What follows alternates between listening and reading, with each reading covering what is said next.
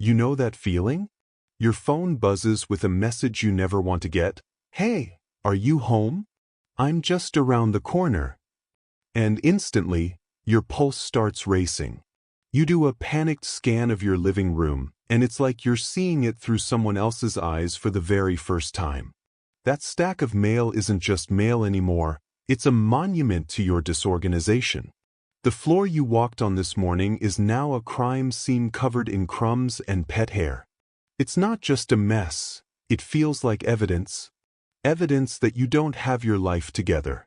If your first instinct is to hide until they go away, you are so not alone. And I promise you, it goes so much deeper than just being tidy or introverted. I can't tell you how many times I've frantically shoved things into closets and under beds, only to answer the door completely out of breath, pretending like I wasn't just in a full-on state of panic.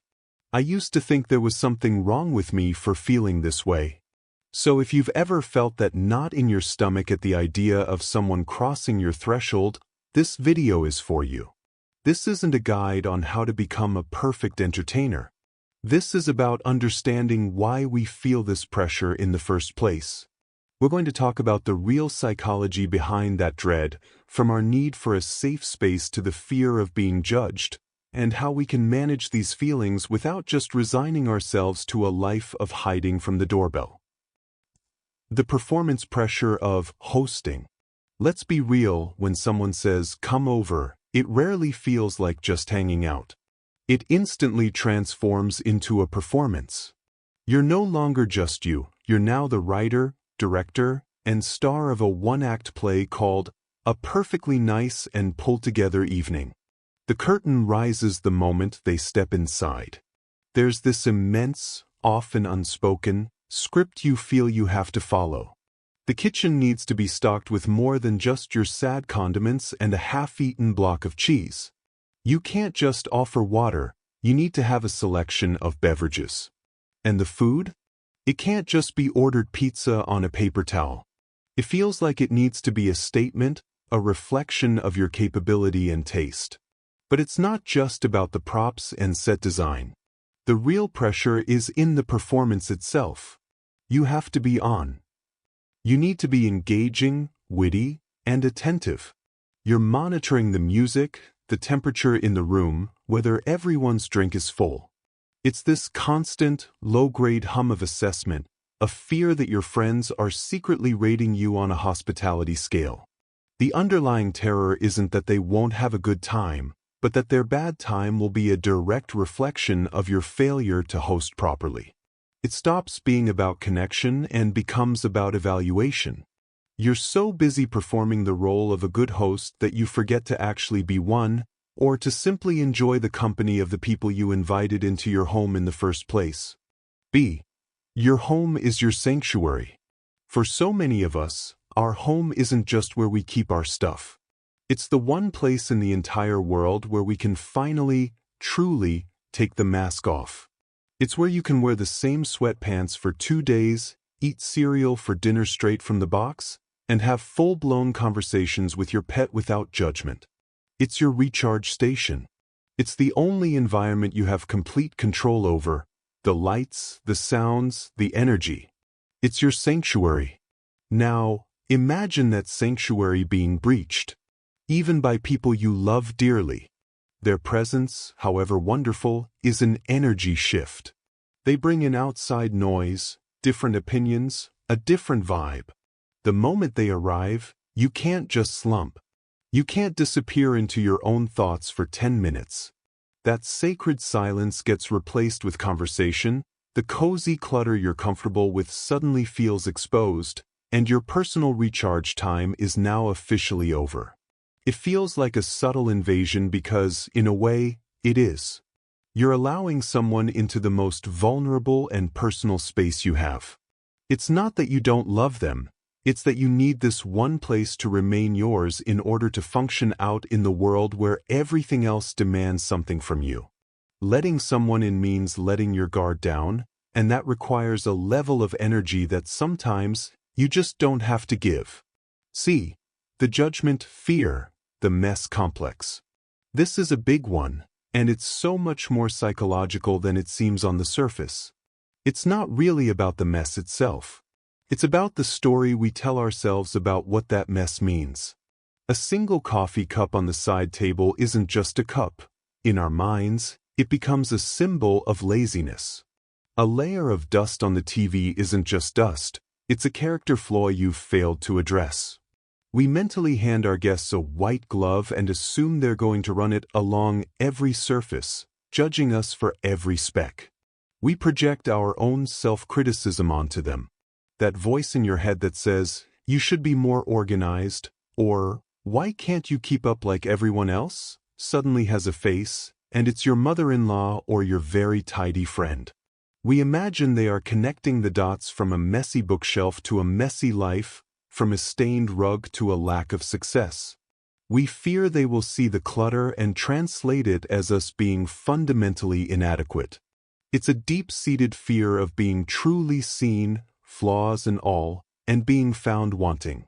So we scramble, we hide the evidence of our imperfect lives in closets and oven, not to deceive them, but to protect ourselves from that perceived judgment.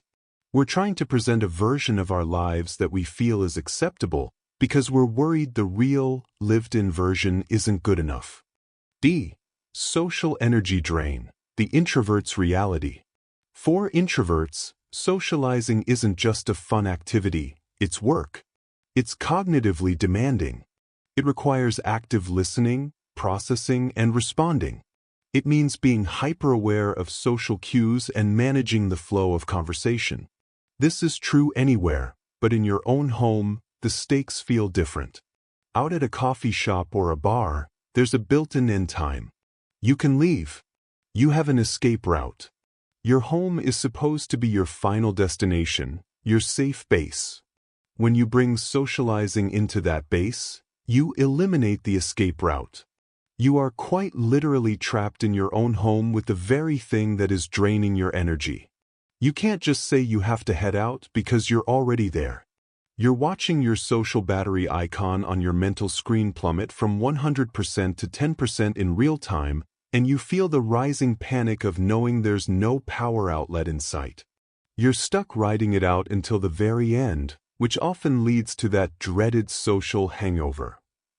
It's not just tiredness, it's a deep, systemic exhaustion where you might need a full day or two of complete silence and solitude to recover from the effort of being in your own space. It's the feeling of your sanctuary being violated not by people, but by the exhausting act of performance you had to stage within it. The loss of control. At its core, a lot of this anxiety boils down to a fundamental loss of control. Your home is your kingdom, and when you have visitors, you're suddenly abdicating the throne, even just a little bit. You lose control over your environment. Will they be too hot or too cold?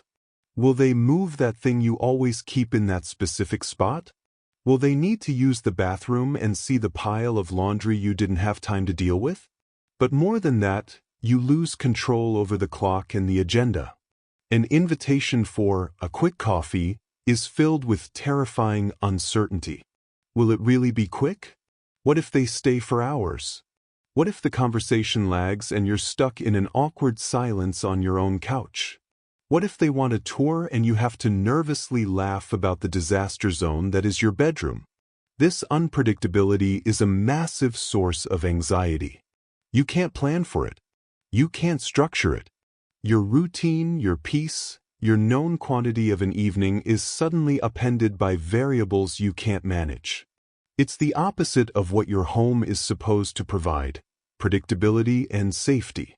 Instead, it becomes a stage for a potentially stressful event with an unknown runtime and an unclear script, and you're no longer the director. So what do we do with all of this? How do we navigate these feelings without just becoming a hermit? Because we do want connection, we just want it to feel a little less overwhelming.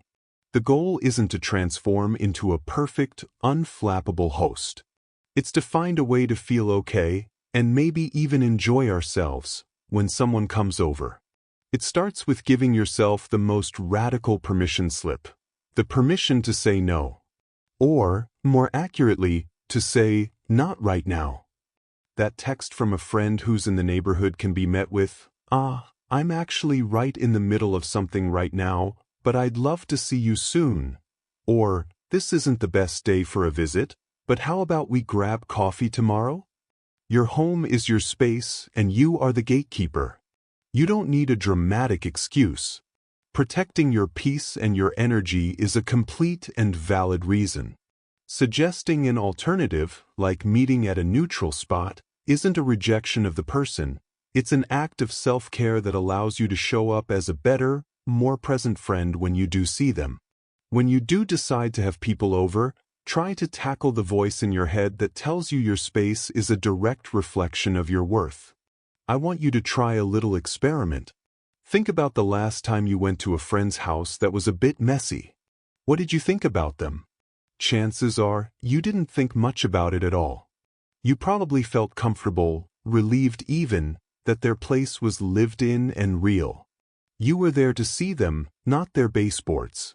We are our own worst critics, and we project our own harsh judgments onto our guests, assuming they are scrutinizing our lives with the same microscope we use on ourselves. The truth is, most people are just happy to be invited in. They're focused on the connection, not the clutter. A home that is being actively lived in is a home with a story. The laundry basket in the corner just says you're human. Trying to get your entire house to look like a magazine spread is a recipe for exhaustion and resentment. It's an impossible standard that will make you dread the very idea of hosting. Instead, be strategic. Designate a guest-ready zone. For most of us, that's the living room, the bathroom, and maybe the kitchen if you're serving food. Close the doors to the other rooms. Seriously, just shut them. Whatever chaos lies behind those doors is none of their business. Focus your energy on making those one or two spaces feel welcoming to you. Light the candle, clear off the couch, wipe down the sink. That's it. You've just cut your preparation time and stress by 80%. You're not creating a perfect home, you're just curating a comfortable space for a few hours. And for my fellow introverts and highly sensitive people, this is non-negotiable. Schedule your recovery time. Actually block it out in your calendar if you have to. Knowing that you have a clear, protected boundary of solitude waiting for you after everyone leaves can make the entire social event feel less draining. It's the light at the end of the tunnel. Give yourself the gift of a completely empty next morning, or at least a few hours of quiet. Don't schedule anything demanding after having people over. You need that time to decompress, to let your nervous system settle, to just be in your space without any demands. It's not antisocial, it's how you recharge to be able to be social again in the future. Finally, and this is the most important thing to remember, please hear this. Your worth is not measured by the cleanliness of your home. The people who matter, your real friends, are not coming over to perform an inspection. They are coming to see you. They want your laughter, your conversation, your company. They want to be let into your world, not a staged version of it. The messy, imperfect, real you is the person they care about. A dusty shelf or a pile of dishes doesn't change that. In fact, allowing yourself to be a little vulnerable, to let them see the real, unfiltered version of your life, can be a profound act of trust and intimacy. It gives them permission to be real, too. So take a deep breath. Do what you need to do to feel comfortable, and then try to let the rest go. The goal is togetherness, not perfection. So I hope after all of this, you can give yourself a little bit of grace. If you feel that knot in your stomach at the idea of someone coming over, please know it's not some weird character flaw or a sign that you're a bad friend. It's a real, valid response to a whole mix of things: your personality, your deep need for a safe haven, and the incredible weight of that invisible performance we all feel we have to put on. It's about protecting your energy in a world that constantly demands it. I want you to remember one thing above all else. Your home is yours. It is your sanctuary, your recharge station, your private space. That means you are the one who gets to decide who enters it and when. You hold the key, both literally and figuratively. Embracing that authority over your own space is the first step toward releasing the anxiety that comes with sharing it. I'm so curious to know which part of this resonated with you the most. Was it the sheer drain on your social battery, or that little voice of fear worrying about being judged? Please tell me in the comments below. Reading your stories is my favorite part of this, and it helps everyone else watching feel a little less alone in this too. If this video felt like I was peeking into your brain, hit that like button, it really helps. And if you want more conversations like this about navigating the tricky parts of social life, please consider subscribing. Lastly, if you watched this and immediately thought of someone who just gets this struggle, share it with them. Sometimes the best thing we can do is let our friends know, hey, I see you and I get it. Thanks for hanging out with me today.